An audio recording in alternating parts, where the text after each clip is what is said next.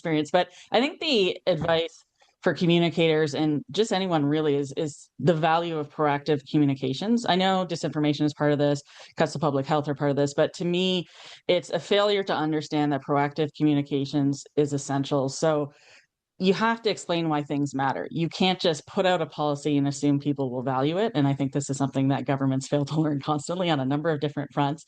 And then once you have put out your communications on something, you need to repeat it.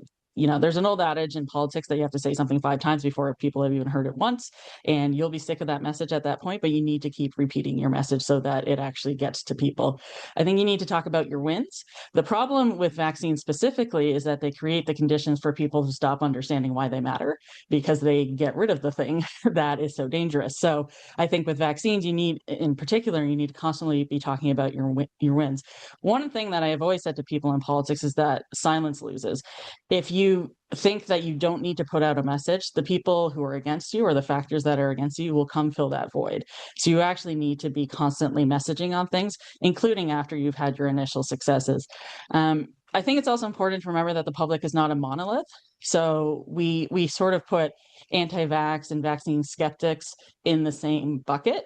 But we did an episode on the measles status earlier in the year on our podcast, and we were with Jill Promoli, who's a citizen expert on these kinds of issues. And what she always tries to remind people is that people come at these issues with really different backgrounds and perspectives. And rather than yelling at them or judging them or labeling them as something, you have to really get to understand their experience and speak to them where they are. And then that brings me to the last point, which is you need different message tracks. Not everybody's going to respond to the same messaging. And just because you think it's good doesn't mean it's going to land with people.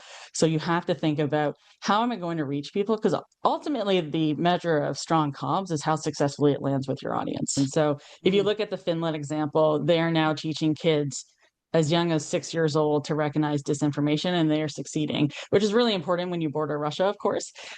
So we don't do it from the very beginnings of our educational system, and we need to. Instead, we rely on journalists like Oliver to try and figure it out after the fact. And we know that once a lie is already in somebody's head, it's really, really hard to deprogram them. If you listen to cult deprogrammers, they talk about this all the time. It's a very, very similar experience here. So there's something called pre-bunking, which they do in Finland, where they teach people how to reason and how to spot falsehoods in the first place so that they can apply that to things at large rather than specific examples of it. And then they use those skill sets to be prepared and basically inoculated against disinformation as they go forward. And I think we need to be looking more into that.